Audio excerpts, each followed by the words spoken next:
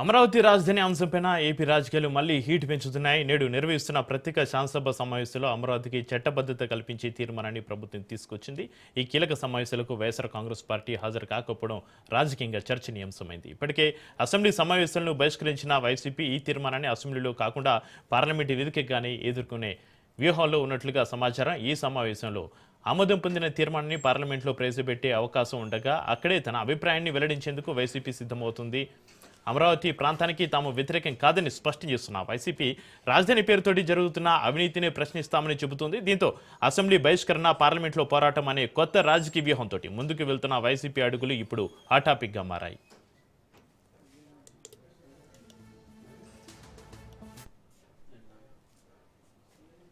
అమరావతి రాజధాని అంశంపైన ఏపీ రాజకీయాలు మళ్ళీ హీట్కి సంబంధించి మరింత సమాచారాన్ని మా ప్రతినిధి రమేష్ లైవ్లో అందిస్తారు. రమేష్, అమరావతి పైన ప్రత్యేక అసెంబ్లీ రాజధానికి చట్టబద్ధత తీర్మానం సంబంధించి మీ దగ్గర ఉన్న అప్డేట్స్ ఏంటి?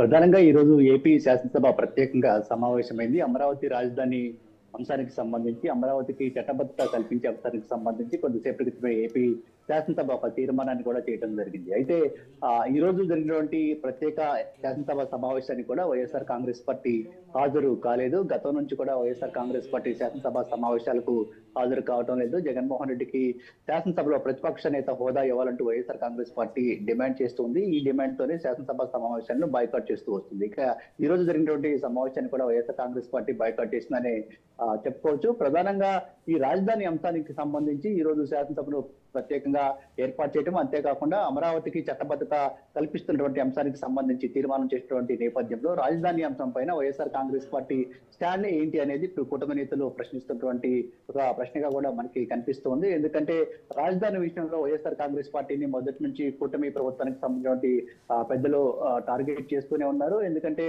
రాజధాని ప్రాంతానికి సంబంధించి, అమరావతి రాజధాని విషయానికి సంబంధించి వైఎస్ఆర్ కాంగ్రెస్ పార్టీ స్టాండ్ ఏంటంటే కూడా ఆ పార్టీకి సంబంధించిన నేతలు ప్రశ్నిస్తూ ఉన్నారు. అయితే వైఎస్ఆర్ కాంగ్రెస్ పార్టీ మాత్రం ఒక విషయాన్ని స్పష్టంగా మొదటి నుంచి చెప్తూ ఉంది. అమరావతి ప్రాంతానికి తాము వ్యతిరేకం కాదు, రాజధాని ప్రాంతంలో రాజధాని నిర్మాణం పేరుతో జరుగుతున్నటువంటి దోపిడీ ఏదైతే ఉందో ఈ దోపిడీకి మాత్రమే తాము పూర్తిగా వ్యతిరేకమని మొదటి నుంచి వైఎస్ఆర్ కాంగ్రెస్ పార్టీ చెప్తున్నటువంటి పరిస్థితి కూడా ఉంది. ఈ నేపథ్యంలో ఈ రోజు శాసనసభలో జరిగినటువంటి ఈ తీర్మానం ఏదైతే ఉందో ఈ తీర్మానానికి సంబంధించి కూడా ఇప్పటికే వైసీపీ నేతలు స్పందిస్తున్నటువంటి పరిస్థితి కూడా ఉంది.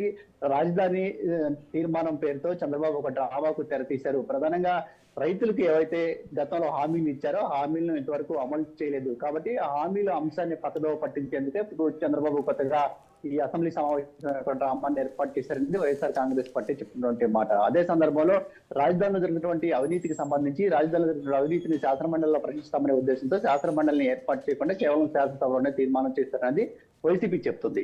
ఇక వైఎస్ఆర్ కాంగ్రెస్ పార్టీ శాసనసభ సమావేశాలకు హాజరు కాలేదు. అదే సందర్భంలో ఈ రాజధాని అమరావతికి చట్టబద్ధత కల్పించే అంశాన్ని శాసనసభలో తీర్మానం చేశారు. ఆ తర్వాత కేంద్రానికి పంపిస్తారు. కేంద్ర క్యాబినెట్ లో దీన్ని ఆమోదించిన తర్వాత పార్లమెంట్ లో కూడా ఈ తీర్మానాన్ని ప్రవేశపెట్టబోతూ ఉన్నారంటూ ఇప్పటికే ఏపీ ప్రభుత్వం చెప్తూ ఉంది.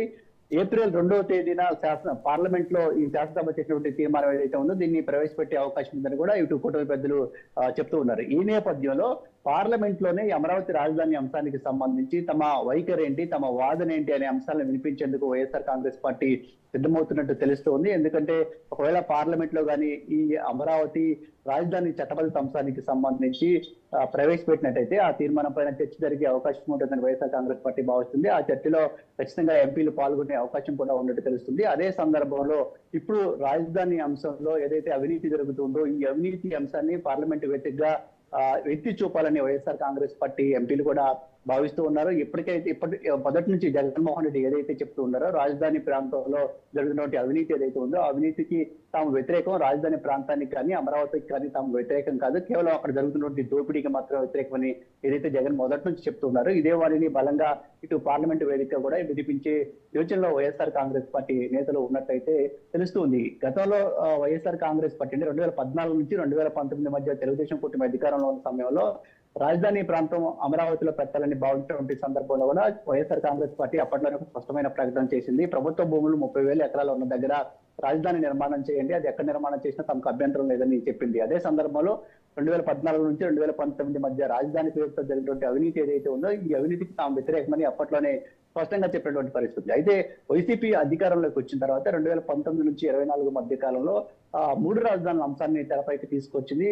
అమరావతిలో శాసన రాజధాని మాత్రమే ఉంటుంది, పరిపాలనా రాజధాని విశాఖ, న్యాయ రాజధాని కర్నూలు అంటూ చెప్పినటువంటి నేపథ్యం ఒకవైపు ఉంది. ఇప్పుడు కూటమి ప్రభుత్వం అధికారంలోకి తిరిగి వచ్చిన తర్వాత మళ్ళీ ఎవరైనా భవిష్యత్తులో అధికారంలోకి వస్తే మళ్ళీ రాజధాని మార్చే అవకాశం లేకుండా ఇప్పుడు రాజధానికి చట్టబద్ధత కల్పించాలి అనే అంశాన్ని తెరపైకి తీసుకొచ్చింది. ప్రస్తుతం కేంద్రంలో రాష్ట్రంలో ఎన్డీఏ కూటమి అధికారంలో ఉన్నటువంటి నేపథ్యంలో ఇక్కడ తీర్మానం చేసి రాజధాని చట్టబద్ధత కల్పించాలని తీర్మానం చేసి కేంద్రానికి పంపిస్తే కేంద్రంలో కూడా ఖచ్చితంగా సానుకూలంగా ఉంటుంది. కాబట్టి కేంద్రం రానున్నటువంటి రోజుల్లో ఒకవేళ మళ్ళీ తెలుగుదేశం కూటమి అధికారంలోకి వచ్చినా రాకుండా, లేదంటే భవిష్యత్తులో జగన్మోహన్ రెడ్డి అధికారంలోకి వచ్చినా, లేదంటే ఇంకొకరు అధికారంలోకి వచ్చినా కానీ అమరావతిని మార్చడానికి అవకాశం లేకుండా ఇది ఒక శాశ్వత రాజధానిగా అమరావతి మిగిలిపోతుంది అనేది కూటమి ప్రభుత్వం చెప్పినటువంటి మాట. మొత్తంగా ఆంధ్రప్రదేశ్ రాజకీయాల్లో ప్రస్తుతం అయితే అమరావతి రాజధాని చుట్టూనే రాజకీయాలు తిరుగుతూ ఉన్నాయి. ఒకవైపు కూటమి ప్రభుత్వానికి సంబంధించిన పెద్దలందరూ కూడా వైఎస్ఆర్ కాంగ్రెస్ పార్టీ స్టాండ్ ఏంటో చెప్పాలని పదే పదే డిమాండ్ చేస్తున్నటువంటి పరిస్థితి ఉంది రాజధాని విషయంలో. అదే సందర్భంలో వైఎస్ఆర్ కాంగ్రెస్ పార్టీ మాత్రం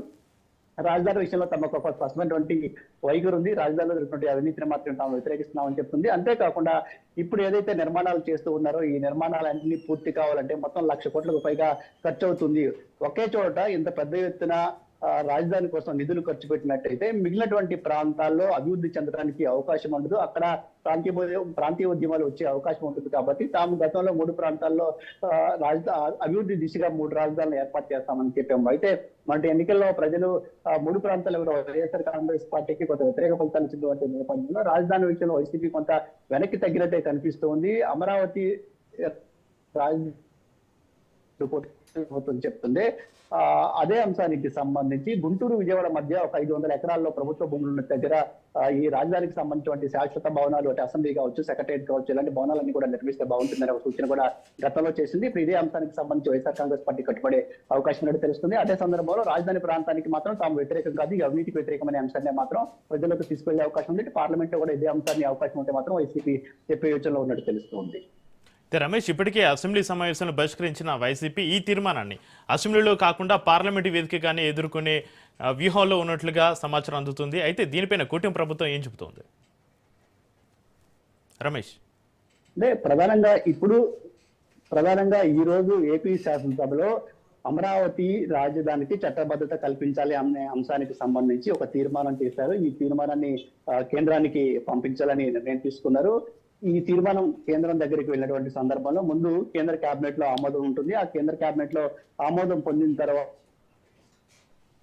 ఇటు పార్లమెంట్ లో ప్రవేశపెట్టాల్సి ఉంటుంది. ఇక్కడ శాసనసభ సమావేశాలకు వైఎస్ఆర్ కాంగ్రెస్ పార్టీ హాజరు కావడం లేదు కాబట్టి శాసనసభలో తమ అభిప్రాయాన్ని స్పష్టంగా చెప్పే ఛాన్స్ వైఎస్ఆర్ కాంగ్రెస్ పార్టీకి లేదు. కానీ అటు అమరావతిలో, ఇటు రాజ్యసభలో, ఇటు పార్లమెంట్ లో, ఇటు రాజ్యసభలో కావచ్చు, లోక్సభలో కావచ్చు వైఎస్ఆర్ కాంగ్రెస్ పార్టీ ప్రాతినిధ్యం వహిస్తుంది. పార్లమెంట్ సమావేశాలకు వైఎస్ఆర్ కాంగ్రెస్ పార్టీ నేతలు కూడా హాజరవుతున్నారు, ఎంపీలు కూడా హాజరవుతున్నటువంటి నేపథ్యంలో పార్లమెంట్ లో రాజధాని అంశానికి సంబంధించి చర్చ వచ్చినట్లయితే ఖచ్చితంగా అసలు తమ అభిప్రాయాన్ని స్పష్టంగా వైఎస్ఆర్ కాంగ్రెస్ పార్టీ చెప్పదలుచుకుంది. ఏదైతే మొదటి నుంచి జగన్మోహన్ రెడ్డి చెప్తున్నారో ఇక్కడ ఈ అమరావతి ప్రాంతానికి తాము వ్యతిరేకం కాదు, కేవలం రాజధాని పేరుతో టీడీపీ ప్రభుత్వం కానీ కూటమి నేతలు దోపిడీ చేస్తూ ఉన్నారు, దానికి తాము వ్యతిరేకం అనే విషయం ఏదైతే ఉందో దాన్ని పార్లమెంటు వేదిక కూడా చెప్పాలనేదే వైఎస్ఆర్ కాంగ్రెస్ పార్టీ ఆలోచనగా కనిపిస్తుంది. మొత్తం 3 ప్రాంతాలు అభివృద్ధి చెందాలనేదే వైఎస్ఆర్ కాంగ్రెస్ పార్టీ అభిమతం అని కూడా ఆ పార్టీ నేతలు చెప్తున్నారు. ఎందుకంటే గతంలో హైదరాబాద్ వేదికగానే మొత్తం అంతా డెవలప్మెంట్ చేశారు. ఆ తర్వాత రాష్ట్ర విభజన కోసం ఉద్యమాలు జరిగినటువంటి పరిస్థితి. భవిష్యత్తులో ఆంధ్రప్రదేశ్ లో కూడా ఎలాంటి సమస్యలు రాకుండా ఉండాలంటే 3 ప్రాంతాల్లో అభివృద్ధి చెందాలనేది తమ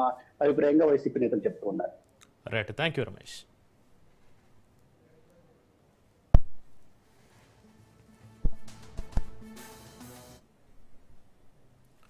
ఇది వాటి పార్టీ హెడ్ క్వార్టర్స్. చూస్తూనే ఉండండి రాష్ట్ర న్యూస్.